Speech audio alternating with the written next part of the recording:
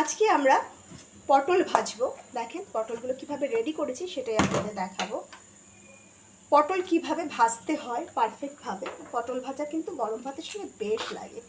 এটা ছেলা কিন্তু আপনি ছুরি দিয়ে ঘষে ঘষে ছিলতে হবে আপনাকে, ছুরি হোক চামচ হোক। এটা কিন্তু মোটা করে খোসা ছাড়ানো যায় না বা ছাড়ালে ভালো লাগে না। এই ক্ষেত্রে আপনাকে অবশ্যই খোসাটা এভাবেই চেঁচে চেঁচে তুলে নিতে হবে। দেখেন আমি কিভাবে করছি।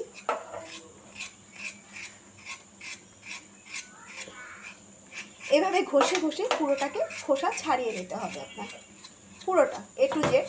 প্রথম পুরো সাইড ঘুরিয়ে ঘুরিয়ে যেখানে যেখানে খোসা আছে, খুব একটা সময় লাগে না, জাস্ট এভাবে টান দিলে দেখবেন সুন্দর মতো খোসাগুলো খুলে যাচ্ছে বা আপনার হাতে চলে আসছে। তো এইভাবে ছাড়িয়ে নেবেন প্রথম খোসাগুলো খুব সুন্দরভাবে, কোথাও যেন কোনো সবুজ অংশ না থাকে বা খসা না থাকে, সেজন্য ছাড়িয়ে নিতে হবে। যেখানটা উঠতে চাইবেন সেখানে একটু ঘষে ঘষে নেবেন, উঠে যাবে। দেখেন সম্পূর্ণ খোসাই আমার উঠে গেছে, পুরো ক্লিয়ার হয়ে গেছে। এই পর্যায়ে আমি ছুরির আগাটা দিয়ে, এই কাজটা আপনি কাঁটা চামচ দিয়েও করতে পারেন, বাট আমি ছুরি দিয়ে করছি। এইভাবে শুধু এভাবে দাবিয়ে নিতে হবে আপনাকে। দেখেন কিভাবে করছি। এইভাবে পুরোটাকে আপনার খোঁচা খোঁচা খোঁচা খোঁচা করে নিতে হবে বা ফুটা ফুটা করে নিতে হবে। এই কাজটা আপনার কাঁটা চামচের সাহায্য করে নিতে পারেন। কাঁটা চামচে অনেকগুলো ডান্ডা থাকে, তো খুব দ্রুত হয়ে যায়। বাট ছুরি দিলে কি হয়, ছুরিটা না খুব সুন্দরভাবে অনেক দূর ঢোকে।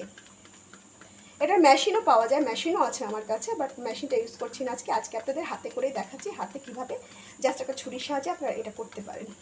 এইভাবে ফোটা ফোটা করে নিলে বা ফুটা ফুটা করে নিলে আপনার কিন্তু ভাজার পর মশলাটা খুব প্রপারলি ভেতরে ঢুকে। দেখেন আমার পুরোটা ফোটা ফোটা করা হয়ে গেছে, কোথাও অবশিষ্ট নাই।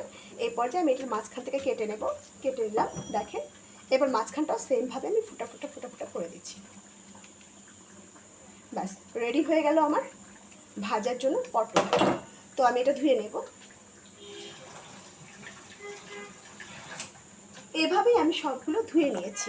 ধুয়ে খুব সুন্দর করে পানি ঝরিয়ে নিতে হবে, এটাতে যেন এক্সট্রা পানি না থাকে।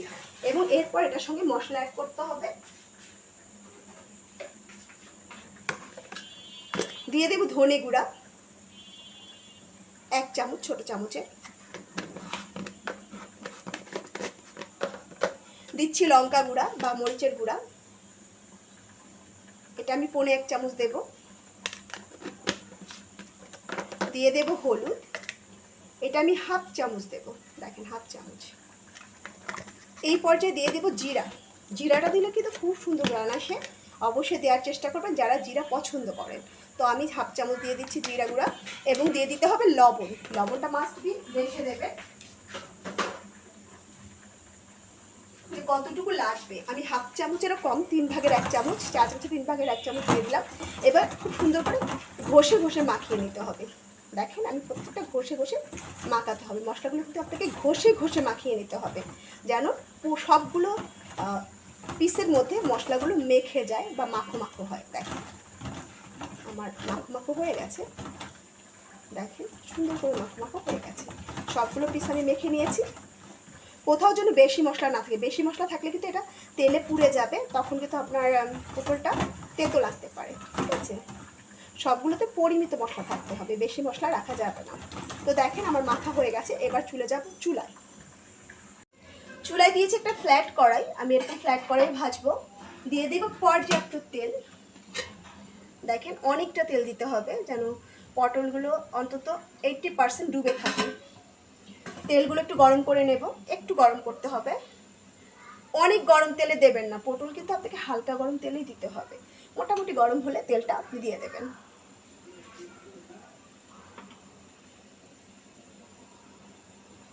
আমি জালটা বাড়িয়ে তেলটা গরম করে নিচ্ছি।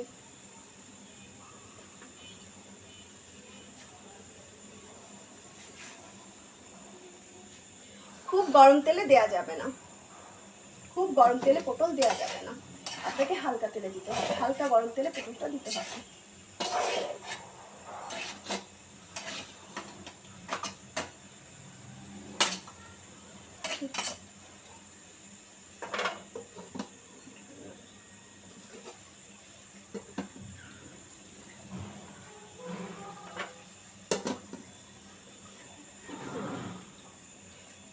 দেখেন মোটামুটি তেলটা গরম হয়ে এসছে।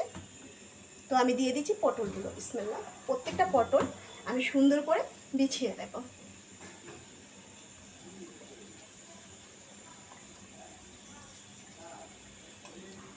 পটল দেওয়ার আগে কিন্তু তেলগুলোকে খুব গরম করবেন না, আবারও বলছি, খুব গরম করলে পটল দেওয়ার সঙ্গে সঙ্গে কিন্তু পুড়ে যাবে, পটলগুলো সুন্দর মতো ভাজা হবে না। তো দিয়ে দিলাম পটল। এবার আমি মৃদু আছে, মিডিয়াম টু লো যেটা হয় না, সেই আছে পটলগুলোকে উল্টে পাল্টে ভেজে নেব। তো দেখেন আমার পটল ভাজা অলমোস্ট কমপ্লিট। পটলগুলোকে কিন্তু একটু পরপর জাস্ট উল্টে দিতে হবে। আমার অলমোস্ট 12 মিনিটের মতো লেগেছে পটলগুলো ভাজতে উল্টে পাল্টে। আর যখন দেখবেন পটলগুলো এরকম গোল গোল হয়ে গেছে, মানে চারদিক থেকে গোল হয়ে এসছে, তার মানে পটলগুলো ভাজা হয়ে যাচ্ছে। এভাবে কিন্তু 2 মিনিটের বেশি কিন্তু এক সাইডে রাখা যাবে না, উল্টে উল্টে দিতে হবে যেন প্রত্যেক সাইড সমানভাবে ভাজা হয়। তো আমি তুলে নেব। এবার তোলার পদ্ধতিটা বলি। এরকম একটা ইসের মধ্যে, বাটির মধ্যে অবশ্যই একটা স্ট্রেনার বসিয়ে আমি তুলে নেব যেন বাড়তির তেলটা ঝরে যায় এবং পটলটা খেতে খুব বেশি অয়েলি না লাগে। তো ঠিক আছে, তো দেখেন আমি পটলগুলো তুলে নিচ্ছি। যেগুলো লাল লাল হয়েছে আমি তুলে নেব, আর যেগুলো একটু সাদা আছে, সাদাটে আছে, সেগুলো আমি আবার একটু উল্টে পাল্টে ভেজে নেব। দেখেন যেগুলো খুব লাল লাল হয়ে গেছে, কাঙ্ক্ষিত একটা কালার চলে এসছে, আমি সেগুলো তুলে নিচ্ছি। গরম ভাতের সঙ্গে পটল ভাজা বেশ লাগে, তো অবশ্যই বাসায় ট্রাই করবে। আর এভাবে ভাজলে যারা প্রথম করছেন তারাও খুব পারফেক্টলি পটল ভাজা করতে পারবেন। তো @রুমানা শিমু ব্লগ থেকে আমি শিমুল আজকের মতো বিদায় নেব। যারা আমার চ্যানেলটাকে এখনও সাবস্ক্রাইব করেননি, সাবস্ক্রাইব করে দেবেন, লাইক কমেন্ট শেয়ার করবেন, আর অবশ্যই অবশ্যই নোটিফিকেশনের জন্য বেল আইকনটি চেপে দেবেন যেন আমি আপনাদের সঙ্গে সবসময় খুব ভালো রান্না বা ভালো ভালো রেসিপি, মজার মজার রেসিপি শেয়ার করতে পারি এবং সেগুলো খুব দ্রুত আপনারা দেখে নিতে পারেন। তো আজকে এখানেই বিদায়, টাটা, বাই বাই।